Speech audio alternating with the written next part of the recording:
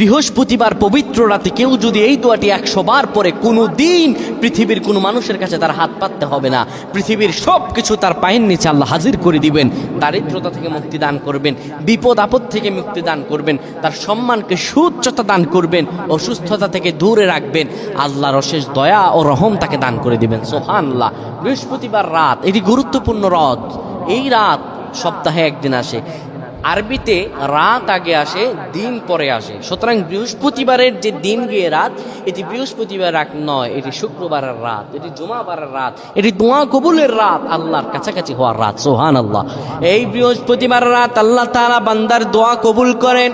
কেউ যদি বৃহস্পতিবার রাতে ঈশা নামাজের পরে পবিত্র হয়ে ইয়া হাইয়ু ইয়া হাইয়ু ইয়া হাইয়ু ইয়া রফিয়ু ইয়া রফিয়ু ইয়া রফিয়ু এই দোয়াগুলো পড়তে পারে 100 বার, আল্লাহ রাব্বুল আলামিন তার